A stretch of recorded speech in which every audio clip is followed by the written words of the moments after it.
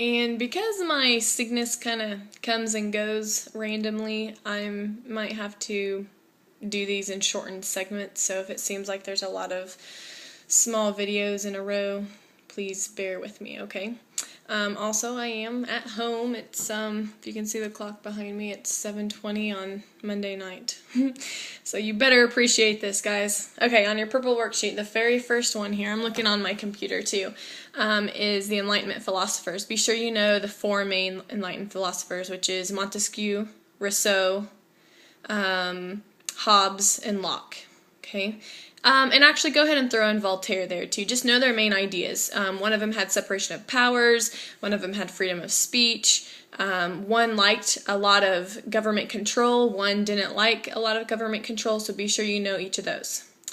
Causes of the American Revolution, be sure you know it really spurred from the Enlightened philosophers, because we gained almost all the same things from those guys, okay? I'm trying to think if there's anything else you would need in particular on that one. Just know that we needed our freedoms from England. It really was on the freedom of religion, but they also needed other freedoms as well. They're tired of being under a tyrant king or queen. On number 3, Louis the, what is that, guys? The 16th in the French Revolution causes. Lots of things here, but remember with the French Revolution you had high grain prices, which was spurred by bad harvests and a drought, but also you've got the, you remember your 3 estates, first, second, and third, and remember each of those, clergy, nobles, and everybody else. Be sure that you remember the third estate had no rights, hardly at all, and that was really what the whole French Revolution was about. Some of the things in the French Revolution, which go with number 4, is the storming of the Bastille. That's when your lower class went and stormed and tore down that building, which was a prison for nobles. And that was after the king had threatened to send in his troops to put down some of the lower class rebellion. And he had done that because he had promised to give the third estate some rights and accept the new government, which was the National Assembly. But of course the king lied about that.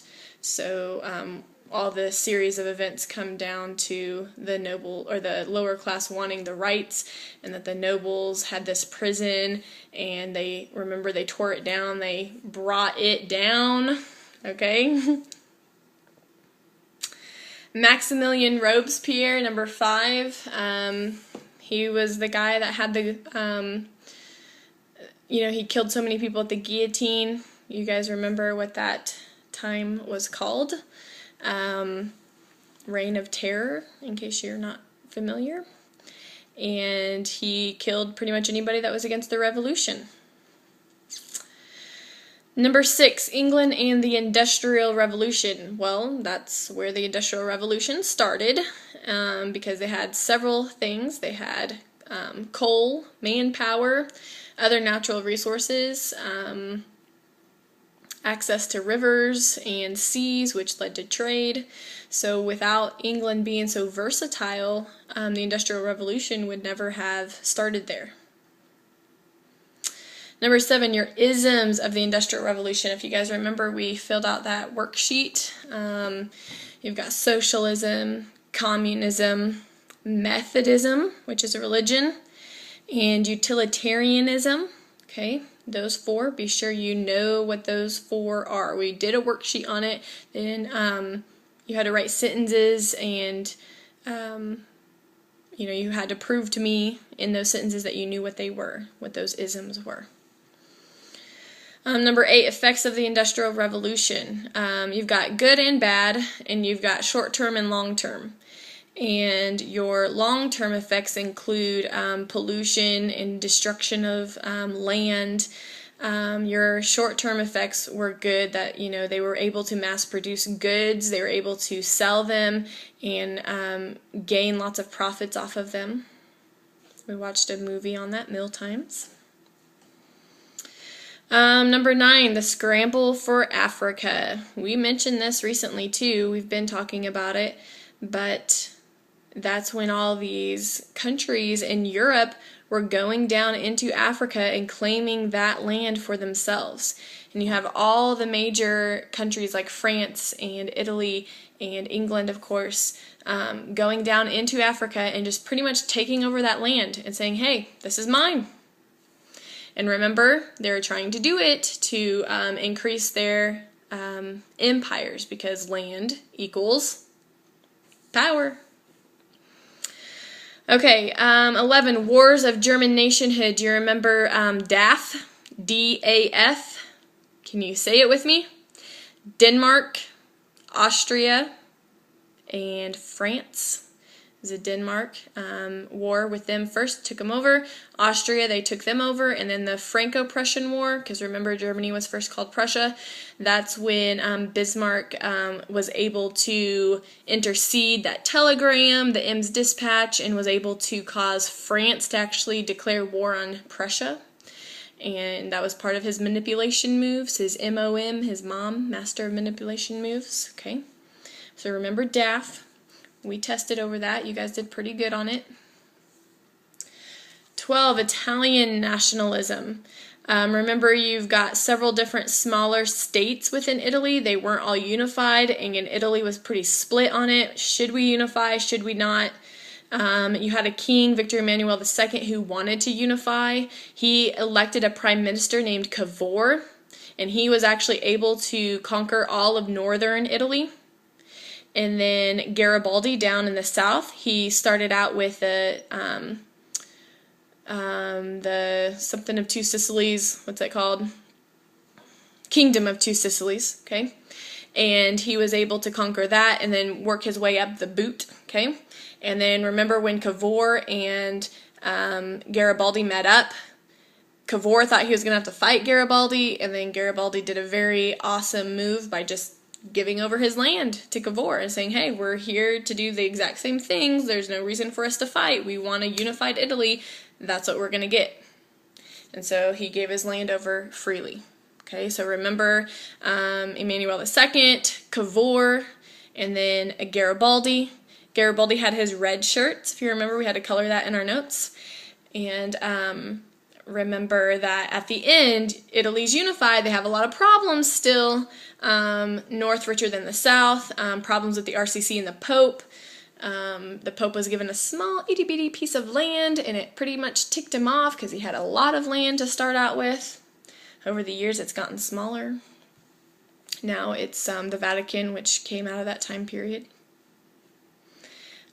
You guys know that stuff. I don't have any problems with that. Number 13, emancipation of Russian serfs.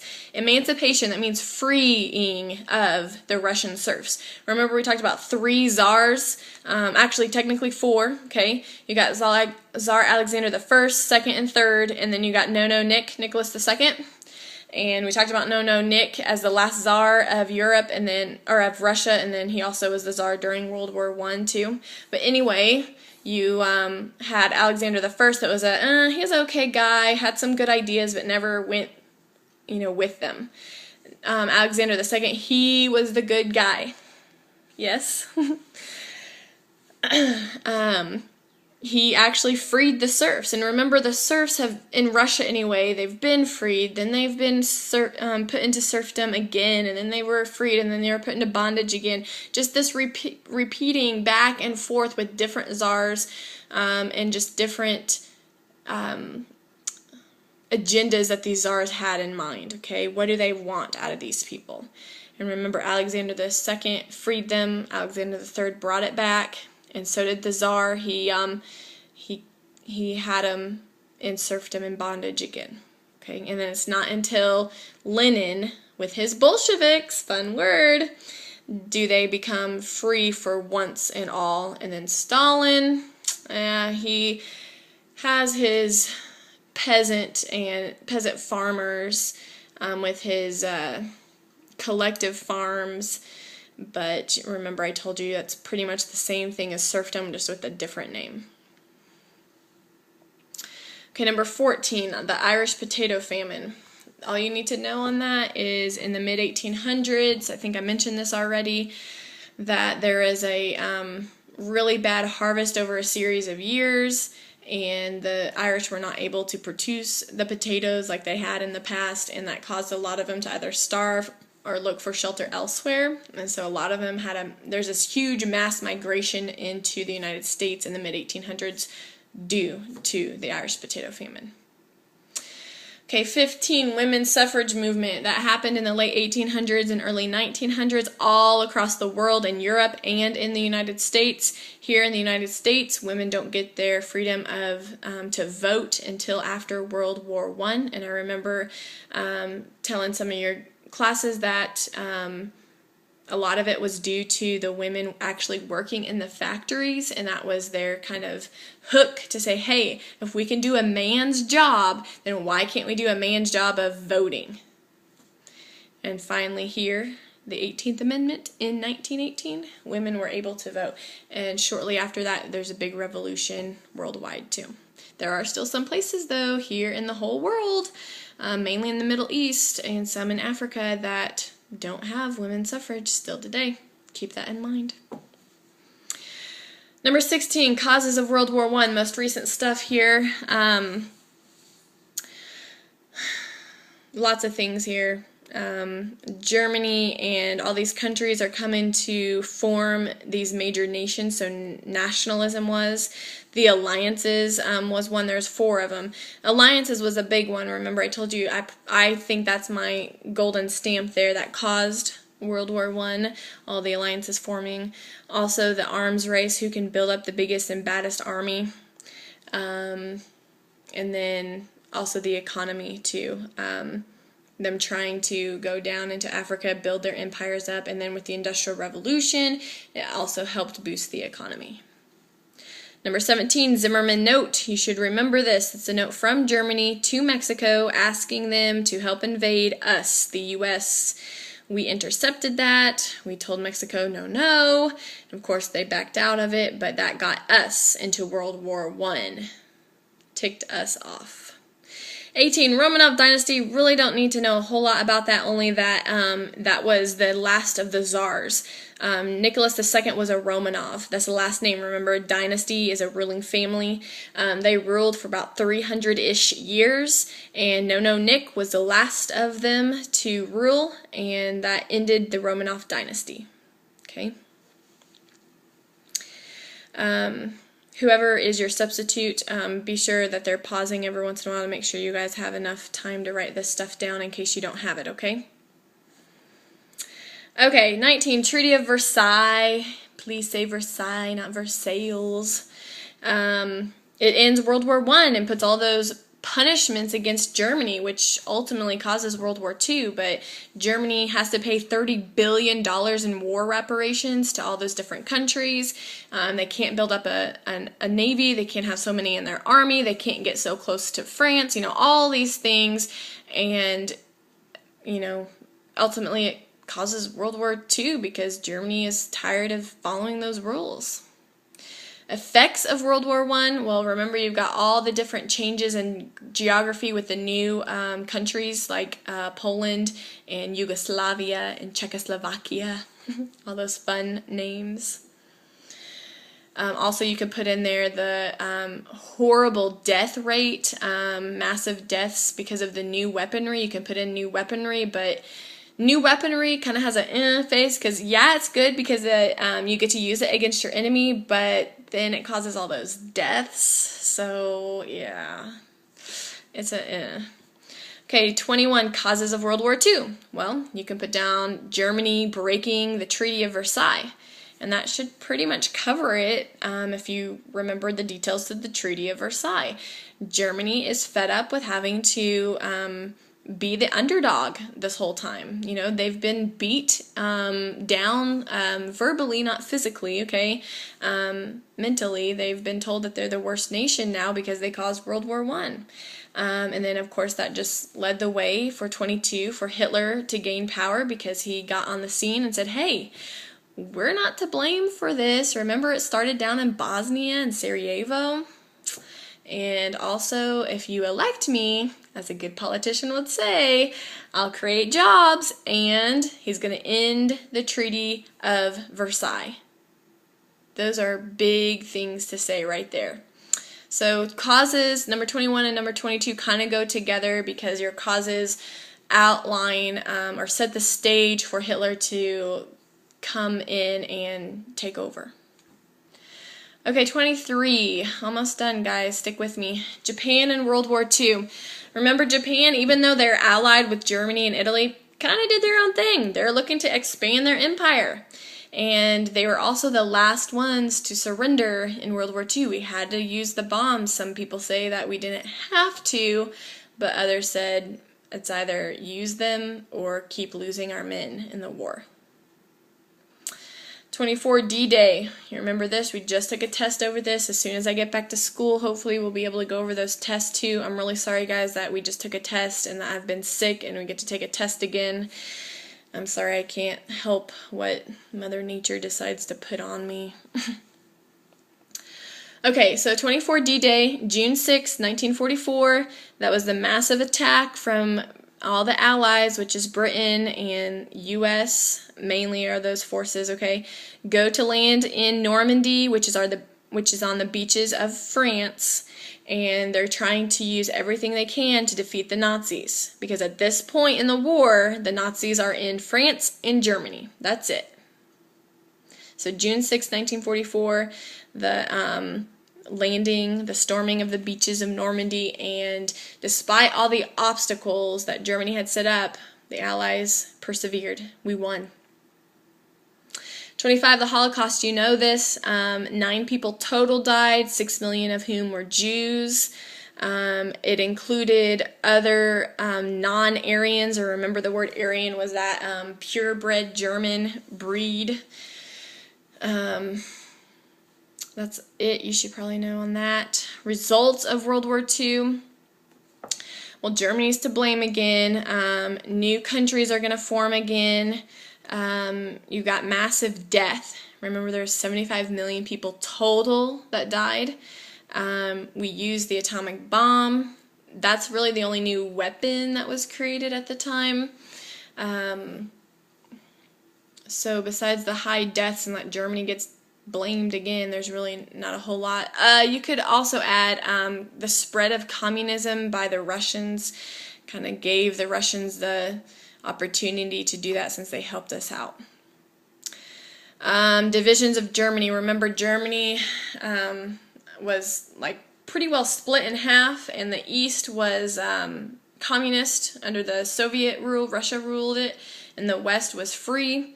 And then within Berlin, even though it's on the east side, they split Berlin too with the big Berlin Wall we've talked about. East Berlin was communist, West Berlin was free. And that lasted until 1989. Germany was split like that for nearly 40 years. 28, United Nations. It takes the place of the League of Nations. And 3 goals there: to improve healthcare, education, and to keep the peace. And that's what it's still trying to do today. 29, Warsaw Pact. That's when all the communist countries were going to stick together and they were going to pretty much just trade with each other. Their little clique. Okay, it doesn't exist anymore. And 30, NATO is the North Atlantic Treaty Organization. It was in place because of the Warsaw Pact, saying that just the free countries, the non-communist countries, were going to stick together and contain communism over in the East. And NATO still exists today, but its main purpose is just like a trade organization. We've got special trade privileges with certain countries, and that's its purpose today. It has some military power, but not a whole lot, okay? So, in a nutshell, in just 20 minutes, I went over your entire study guide. I know that was really fast. Thank you for bearing with me. I apologize again for my absence. I'm not sure what to do at this point. I'm not sure. I've been to the doctor and I've got some medicine, so hopefully, I've got to be back Wednesday. I mean, we got to take our final, right? So be sure you're studying for this, and make flashcards, email me. You've got my website, www.huttonshistoryclass.weebly.com. You can email me from there, or email me directly, ehutton@lebanon.k12.mo.us. Okay? I have my phone most all the time, so get with me if you need something, okay? If there's something that you don't understand. I'll try to make a quick review again right before we take the final on Wednesday and Thursday, okay? You guys got this. Good luck. See you soon.